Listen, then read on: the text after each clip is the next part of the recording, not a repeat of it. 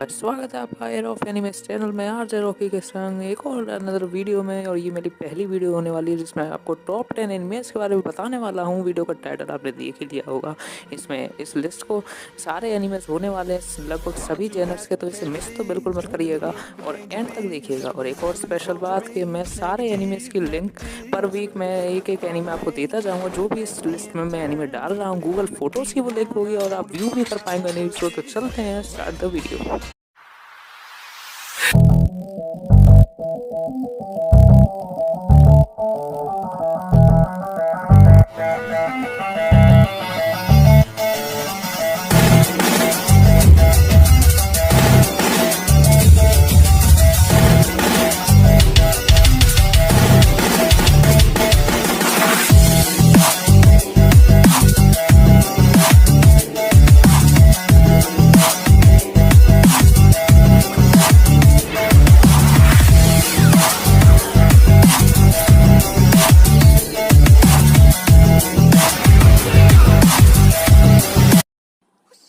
Guys, तो 10th number पे आता है टोक्यो गूल, जो कि एक ब्लडी एनीमे है अगर हम कहें तो। गाइस मैं ब्लडी एनीमे इसलिए कह रहा हूँ क्योंकि बहुत ही ज़्यादा ब्लड शेड है और आप देख सकते हैं इसे बहुत ही ज़्यादा ए ग्रेड स्टूडियो ने भी किया है। पीरोट स्टूडियो डब भी इसका वर्जन अवेलेबल है।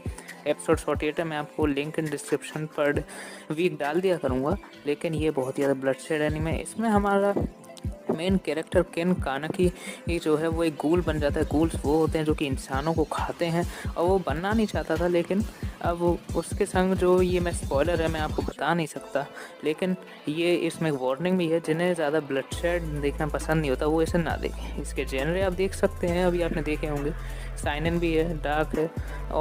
और अगर मैं आपसे एक और बात करूं तो ये वैसा तो ठीक एनीमे है, लेकिन आपको अगर ज़्यादा ब्लड शेड देखना है तो उसके लिए बेस्ट है। टोक्यो गूल है इसका नाम। मैं आपको link in description. Guys 9th number पे आता है इरेज, जो कि एक साइकोलॉजिकल थ्रिलर एनीमे है और बहुत ही ज़्यादातर लोग जानते होंगे इरेज का नाम। ये हिंदी डब में भी इंडिया में अवेलेबल है। इसे एनिमेट करा गया है और कोई नहीं, हमारे फेवरेट A1 पिक्चर्स के द्वारा, जो कि बहुत ही ज़्यादा अच्छा पिक्चर्स माना जाता है। हिंदी डब भी इसका अवेलेबल है। तो चलते हैं इसकी स्टोरी लाइन की तरफ। इसमें हमारा जो मेन कैरेक्टर होता है सुटोरू फुजिनुमा, उस पर एक ऐसी तार होती है कि वो टाइम में पीछे जा सकता है और जो कोई भी एक्सीडेंट यानी कि इंसिडेंट होने वाला होता है, कोई भी बुरा इंसिडेंट, तो वो टाइम में पीछे जाके उसे वो चेंज कर सकता है। वो बुरा एक्सीडेंट होता नहीं है, लेकिन एक बार क्या होता है कि ये टाइम में पूरे 26 साल पीछे चला आता है। जब इसकी माँ का किसी ने खून कर दिया होता है, किसी क्रिमिनल ने, तभी उसका पता लगाने जाता है उस मर्डर लिस्ट का। और इसमें उसकी एक जो क्लासमेट होती है उसका भी 26 ईयर्स पहले ये मर्डर हो गया होता है, तो वो उस मर्डर केस को भी बचाता है 26 साल पहले जाके। तो इसे आपको देखने में बहुत ही ज़्यादा मज़ा आने वाला है गाइस। आप इसे 1 डे में कंप्लीट कर सकते हैं। मेरे हमारे पास 8th नंबर पे आता है द प्रॉमिस नेवरलैंड, जो कि साइकोलॉजिकल साईफाई और थ्रिलर शोनेन एनीमे है। तो ये जो है, ये इसकी कहानी की सेटिंग जो है वो ये 2045 में करी गई है और कम से कम 1000 साल बीत चुके हैं एक एग्रीमेंट को, जैसे कि हम कहते हैं प्रॉमिस। एक ये जो प्रॉमिस था एक एग्रीमेंट था जो कि किया गया था एक लॉन्ग वॉर एंड करने के लिए ह्यूमंस और डीमंस के बीच में।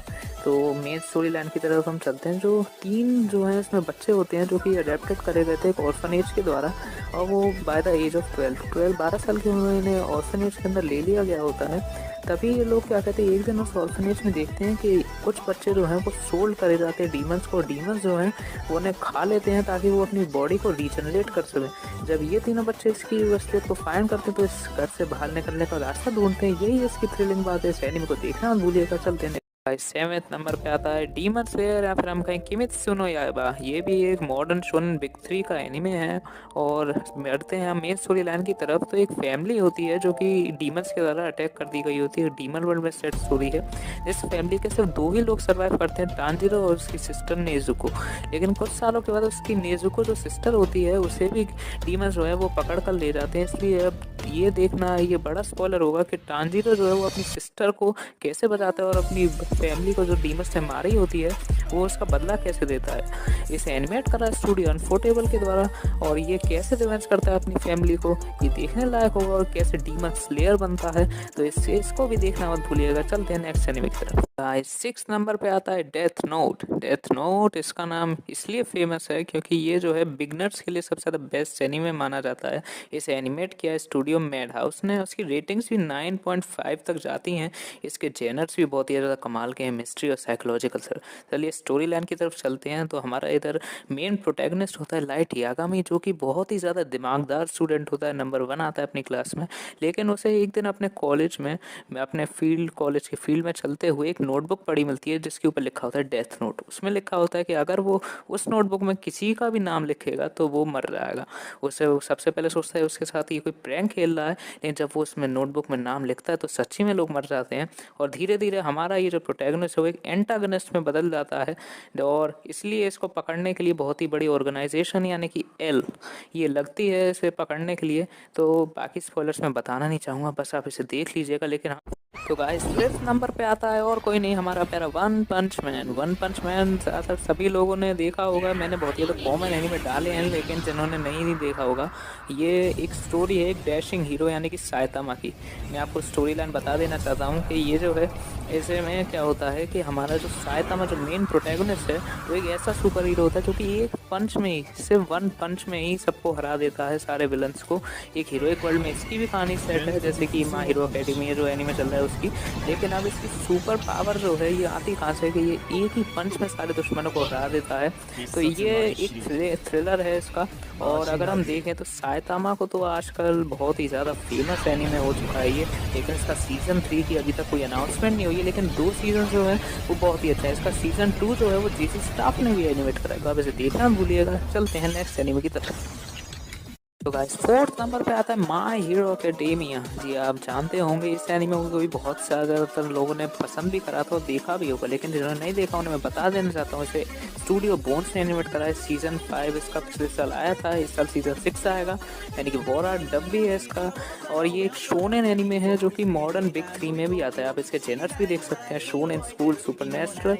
और इसमें क्या होता है कि इसमें हमारा जो मेन कैरेक्टर होता है यजुको मिडोरिया, वो एक ऐसे वर्ल्ड में पैदा हुआ होता है जहाँ पे हीरोज होते हैं, उनके पास क्वर्क्स होती हैं। क्वर्क्स जो होती हैं वो उन्हें पावर देती हैं कुछ भी सुपर नेचुरल करने की।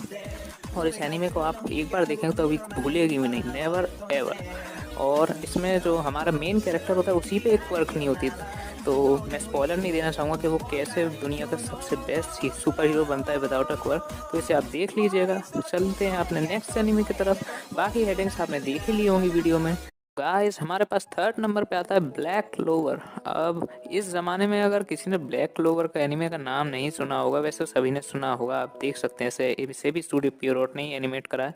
इसकी स्टोरी ये होती है कि हमारा जो एक मैजिक वर्ल्ड में ये सेट है, हमारा जो मेन कैरेक्टर है इसमें वो होता है ऑस्ट्रा। उस पर एक भी बिट ऑफ मैजिक भी नहीं होता, 1 बिट ऑफ मैजिक भी नहीं होता उसमें। फिर भी वो विजार्ड किंग बनना चाहता है, यानी कि उस पूरे वर्ल्ड में जो विजार्ड किंग्स होते हैं वो पूरे टाउन वाउन जितनी भी चीज़ें हैं उन्हें मेंटेन करते हैं। तो वो बनना चाहता है, लेकिन उस पर बिल्कुल 1 बिट ऑफ मैजिक भी नहीं है और वो मैजिक वर्ल्ड में बॉर्न हुआ है। एक आप इसे नारुतो से कंपेयर कर सकते हैं, बहुत ही ज़्यादा इंस्पिरेशनल कहानी होगी, शोनेन भी है। तो मैं चाहूँगा कि आप इसे ज़रूर देखें, आप डेफिनेटली इसे एंजॉय करेंगे। और इसमें जो एक्शन है वो उसे भी देख कर आपको बहुत ही ज़्यादा मज़ा आएगा। इसके एपिसोड 170 हैं, इसका 5th सीज़न आने वाला है 2024 में, तो इसे देखना मत भूलिएगा। नेक्स्ट एनीमे की तरफ चलते हैं अब अपने भाई। 2nd नंबर पे आता है और कोई नहीं, हम सबका प्यारा अटैक ऑन टाइटन। अब सबने अटैक ऑन टाइटन का भी नाम बहुत ही ज़्यादा सुना होगा, जिन्होंने नहीं सुना उनके लिए मैं बता देना चाहता हूँ ये भी बहुत ही ज़्यादा अच्छा एनीमे और उसे फाइनली शोनेन भी डिक्लेयर कर दिया गया। इसका 1 से लेकर 3 सीजन जो हैं वो एपिक स्टूडियो ने करे थे एंड अब, लेकिन क्या कहते हैं लास्ट में जो सीज़न 4 है वो अब स्टूडियो मप्पा कर रही है एनिमेट। और इसका स्टेटस भी अभी ऑन गोइंग चल रहा है। सीज़न 4 पार्ट 2 की अभी AIR हो रही है। अगर स्टोरी लाइन की तरफ हम मूव करते हैं तो नाम से ही पता चल रहा है कि इसमें टाइटन्स होते हैं जो कि इंसानों को खाते हैं। टाइटन्स वो होते हैं जो कि इंसान से बहुत ही ज़्यादा बड़े होते हैं, लंबे होते हैं हाइट में, वो इंसानों को खाते हैं। और इसलिए इंसानों ने जो है वो वॉल्स बना रखी हैं उनसे बचने के लिए। लेकिन हमारा जो एरन येगर है उसे क्यूरियोसिटी है उन वॉल से बाहर जाने की। तो यही इसकी मेन स्टोरी लाइन है, बाकी स्पॉयलर्स मैं देना नहीं चाहूँगा और मैं चाहूँगा कि आप इस स्कूल एनिमे को ज़रूर ट्राई करें। चलते हैं। तो गाइस नंबर 1 पे आप जानते होंगे कौन सा एनीमे आता है, Naruto, tell of Naruto Uzumaki, जो कि लिखी गई है मसाशी किशिमोटो के द्वारा। और स्टोरी लाइन की तरफ अब हम बात करते हैं तो इसमें एक नारुतो नाम का लड़का होता है जिसके पहले से ही माता पिता होते नहीं है इस क्या कहते हैं वर्ल्ड में, लेकिन उसका सपना होता है कि वो होकागे बनना चाहता है। लेकिन फिर भी ये एक निंजा वर्ल्ड में कहानी सेट है जहाँ पे होकागे जो है वो एक टाइप से टाउन के लीडर होते हैं, लेकिन उस पर ऐसी कोई भी स्किल नहीं है, निंजा टेक्निक नहीं है कि वो होकागे बन सके। तो ये कैसे होकागे बनता है, ये एक इंस्पिरेशनल स्टोरी अगर हम बात करें तो ये एक शोनेन एनीमे है और टॉप शोनेन में ये जाना जाता है। वैसे ज़्यादातर लोगों ने अभी तक इसे देख भी लिया होगा, लेकिन इन्हें नहीं देखा उन्हें मैं बता देना चाहता हूँ। इसके 3 पार्ट्स है, नारुतो, नारुतो शिप्पुडेन और बोरुतो। तीनों की लिंक मैं आपको अपने नेक्स्ट वीडियो में दे दूंगा। मैंने जितने भी एनिमेस में बता रहा हूँ इस एनिमे को तो देखना मत भूलिए। अगर आपने जल्दी नहीं देखा है तो जल्दी से जाके देख लीजिए, किसका वेट कर रहे हैं आप। ये सबसे ज़्यादा टॉप मोस्ट शोनेन एनिमे माना गया है। मसाशी किशिमोटो ने इसलिए स्टूडियो पीरोट ने भी इसे डब करा है। इसकी रेटिंग्स भी बहुत ज़्यादा अच्छी हैं, तो आप इसे देखना मत भूलिएगा।